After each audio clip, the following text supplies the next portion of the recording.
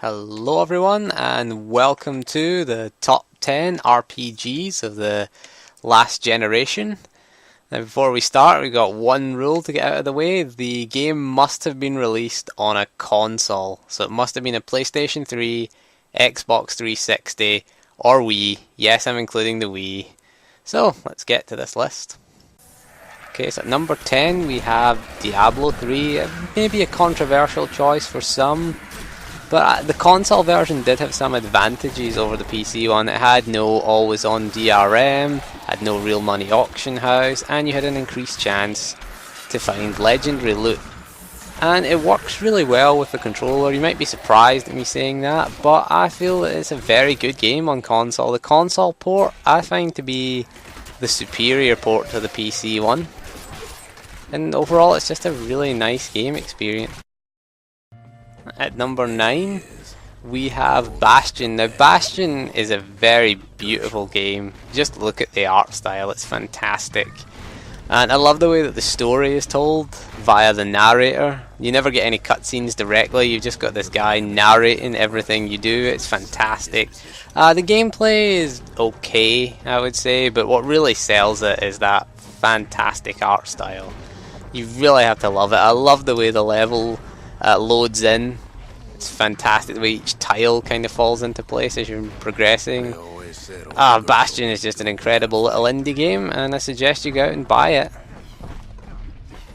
At number 8 we have Final Fantasy XIV, A Realm Reborn, which is the only MMO on this list. I would say the best Final Fantasy game this generation. It did get a release on the console eventually. It was released on the PS3. I played in beta on the PS3, and it works pretty well with a controller, I have to say. I mean, it's another one of those games. It's fantastic looking. It's got a great class system. The job system is excellent, where you combine two classes into a job, which is like a better version of whatever two classes you combine. Another game that was fantastic, I would say. Again, the interface works well on the PS3. It's not as good as the PC, I have to be honest, but it's pretty decent, and I would say the only good Final Fantasy game that we got this generation, really. Okay, and at 7 we have Borderlands 2. Now Borderlands 1 proved the concept that shooters and RPGs could be melded together quite nicely. Borderlands 2 takes that little premise and builds on it. So it makes massive improvements to everything. The storyline's better, the gunplay is better, the amount of guns that you can get. I think the game is twice as long as Borderlands 1. It feels certainly a lot longer than Borderlands 1. You've got the crazy characters. There's so much to love about Borderlands 2. It is an excellent kind of Diablo-like. I would say it's better than Diablo 3. And because it's a really good shooter. You've got 4-player co-op. It's just a fantastic little game.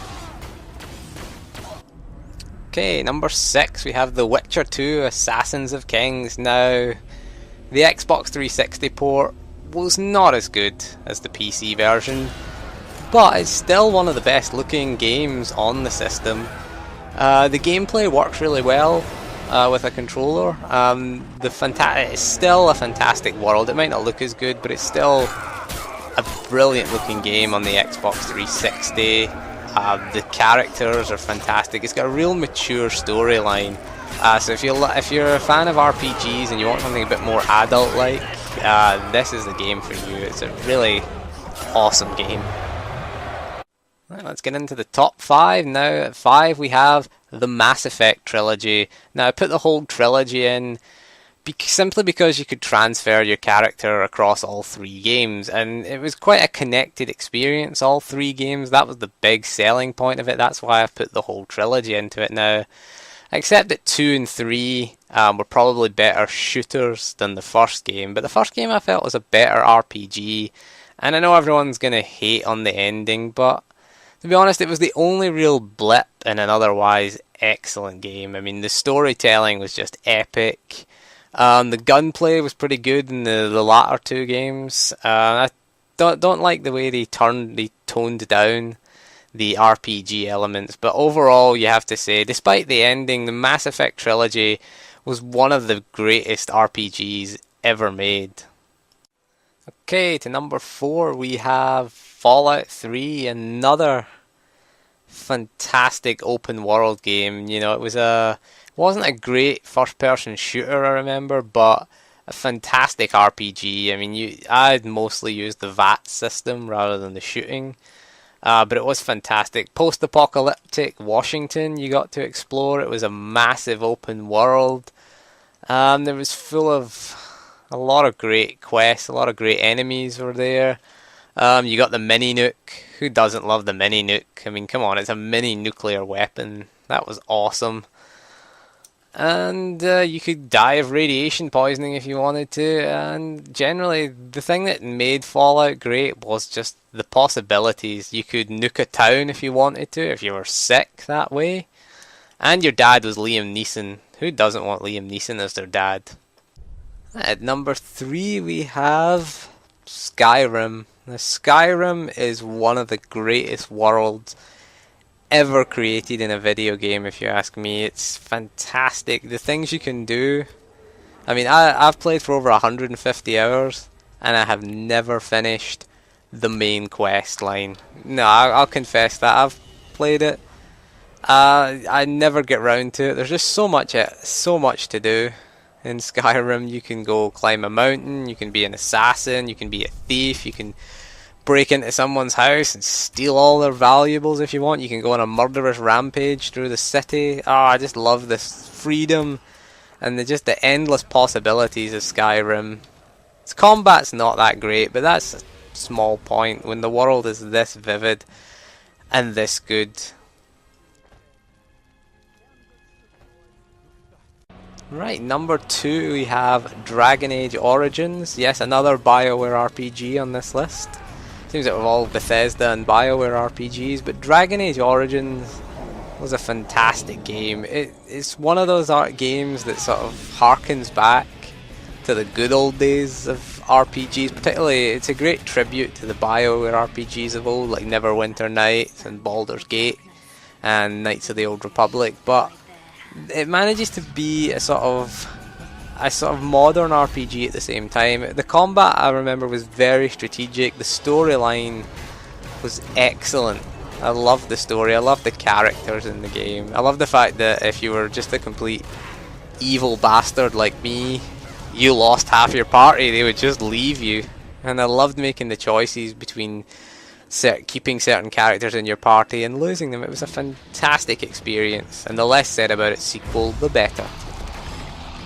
And here we have it. Number 1 is Dark Souls. Yes, Dark Souls. One of the best RPGs I've ever played. And yes, it was brutal. It was punishingly difficult. It kicks your ass at every turn. But you know what? That creates a sort of desire to survive. That's one of the things I loved about it, is you wanted to keep playing. You wanted to keep going. You wanted to overcome the challenges, and overcoming the challenges was very satisfying. It also had there was a great tense atmosphere, knowing that any minute now, any second, we could lose everything. And you lost everything if you died in Dark Souls. And if you couldn't make it back to your corpse and retrieve your souls when you died, that was it. You just lost hours of progress. And it was frustrating, yes, but when you finally overcame that boss that took you a week to do, it took you maybe a week or two to do, it was such a great feeling. Dark Souls is one of the most incredible experiences. It's got an incredible sort of open world structure, but it is brutally punishing. Whenever you rest at a bonfire, for example, all the enemies in the area respawn. So that was awesome. That made it pretty risk reward. So the greater the risks you took, the more rewards you got, and I think that's something that's been missing from modern games in general. So that's why Dark Souls is my top RPG of all time. So thank you for joining me in this video. If you agree with me, you post a comment. If you disagree, feel free to post your own top 10. That was my top 10 RPGs of the current gen, and yes, I'm aware there was no Wii games in that list. I was tempted to put The Last Story in, but I just decided that Diablo 3 deserved a place. So thank you for joining me in this list, and I will see you soon for more top 10s, and goodbye. And let's see if I can kill this Titanite demon.